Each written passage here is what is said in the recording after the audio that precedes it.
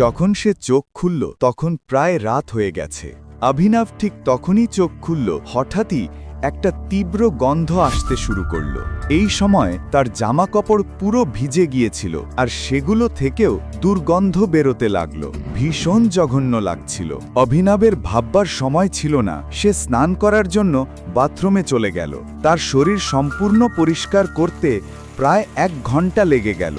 সে নতুন জামা কাপড় পরে বাথরুম থেকে বেরোলো। যেখানে সে অজ্ঞান হয়ে পড়েছিল সেখানে হলুদ রঙের তরল জমে গিয়েছিল।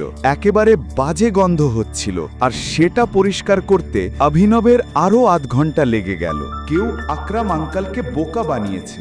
শক্তি তো বাদই দিলাম, আমাকে শুধু কষ্টই দিয়েছে, তার উপর এই দুর্গন্ধ। আমি তো জানিই না এই ওষুধের আরও কত পার্শ্ব প্রতিক্রিয়া আছে। ঘরটা পরিষ্কার হতেই অনন্যা আর হারদেব বাড়ি পৌঁছালো।